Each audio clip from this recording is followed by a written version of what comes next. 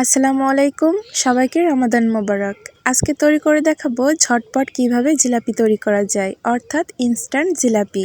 কোনো প্রকার টক দই, বেকিং পাউডার, বেকিং সোডা, বেসন অথবা ময়দা এগুলা ছাড়াই কিন্তু আজকে আমি জিলাপিটা তৈরি করে দেখাবো একদম পারফেক্ট রসালো একটা জিলাপি। আর এই জিলাপিটা দীর্ঘ সময় মুচমুচে থাকবে। প্রথমে শিরা তৈরি করে নিব।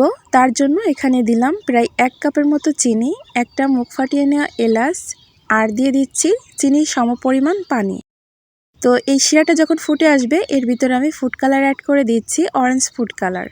তো এই ফুড কালারটা আসলে অপশনাল, দেখতে শুধু সুন্দর লাগবে এই কারণে দিয়েছি, আপনারা চাইলে স্কিপ করতে পারেন।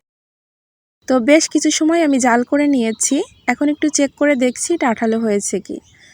তো দেখুন আমার শিরাটা কিন্তু আঠালো হয়ে গিয়েছে, এর থেকে বেশি জাল করা যাবে না। তো এর ভিতরে আমি সামান্য একটু লেবুর রস অ্যাড করে দিচ্ছি যাতে শিরাটা জমে না যায়। লেবুর রসটা দেওয়ার পর আর জাল করব না, এখন চুলাটা অফ করে শিরাটা একপাশে ঢাকা দিয়ে রেখে দিব।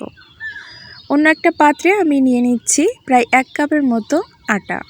এই আটাটা প্রথম পর্যায়ে একটু চেলে নিতে হবে, তা না হলে এর ভিতরে কিন্তু দলা পেকে থাকে, তো এতে করে জিলাপিটা পরবর্তীতে ভালো হয় না।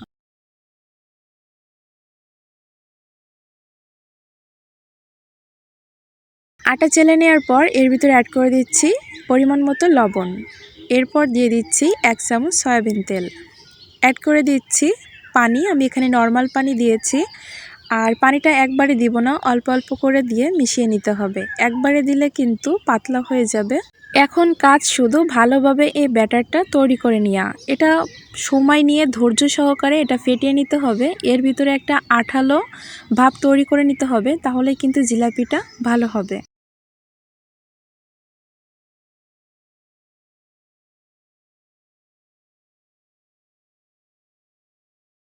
8 থেকে 10 মিনিট আমি ফেটিয়ে নিয়েছি। এখন এখানে অ্যাড করে দিব ইনো। আর এটা মাত্র 5 টাকায় আপনারা যে কোনো ফার্মেসি হোক বা মুদি দোকানে পেয়ে যাবেন। এটা এখন সব জায়গায় বিক্রি হয়। তো এখন আমি এটা দিয়ে দিচ্ছি। ইনো দিয়ে ভালোভাবে মিক্স করে নিব, আর এটা দেওয়ার সাথে সাথেই দেখবেন যে এটা ফুলে উঠেছে, আর এটার কারণেই কিন্তু জিলাপিটা বেশি ক্রিস্পি হয় আর ফোলে।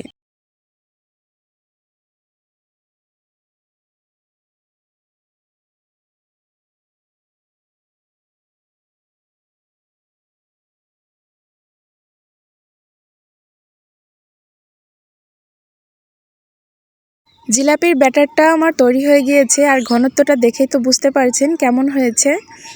তো এখানে আমি নিয়েছি একটা সসের বোতল। এই সসের বোতলে করে আমি জিলাপিটা তৈরি করব। আপনারা চাইলে পানির বোতলের মুখ ছিদ্র করে নিয়েও এটা তৈরি করে নিতে পারেন। জিলাপি তৈরি করার জন্য তেলটা ভালোভাবে গরম করে নেওয়ার পর তারপর ব্যাটারটা দিয়েছি। এতে করে জিলাপিটা খুব সহজেই তেলের উপরে ভেসে উঠবে আর ফুলবেও।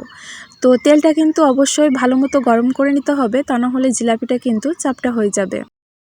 তো জিলাপিটা একটু লাল করে ভেজে নিতে হবে, তাহলে দীর্ঘ সময় মুচমুচে থাকবে। তো ভাজা হয়ে গেলে আমি শিরার ভিতরে দিয়ে দিচ্ছি। শিরার ভিতরে দেওয়ার পর প্রায় 1 মিনিটের মতো এপাশ ওপাশ করে চুবিয়ে নিতে হবে, যাতে করে শিরাটা ভালো মতো খেয়ে নেই। ভিডিওর কোনো অংশ যদি ভালো লেগে থাকে অবশ্যই আমার ভিডিওতে একটা লাইক এবং কমেন্ট করবেন, সাথে বেশি বেশি করে শেয়ার করে দিবেন। তো আমার চ্যানেলটাও সাথে সাবস্ক্রাইব করে রাখবেন, যাতে এরকম নতুন নতুন আরও রেসিপি দেখতে পারেন। প্রায় 1 মিনিটের মতো জিলাপিগুলো আমি শিরায় ডুবিয়ে রেখেছিলাম। এখন আমি এটা শিরাটা ঝরিয়ে তারপর উঠিয়ে নিচ্ছি। তো দেখুন আমার সবগুলো জিলাপি তৈরি হয়ে গিয়েছে। এখন একটা জিলাপি আমি আপনাদের ভেঙে শেয়ার করছি, এটা কতটা রসালো হয়েছে দেখতেই পারবেন। আর যতক্ষণ আমি দেখাচ্ছি জিলাপিগুলো কিন্তু একদম ঠান্ডা হয়ে গিয়েছে। তো সবাই ভালো থাকবেন, বিদায় নিচ্ছি, আল্লাহ হাফেজ।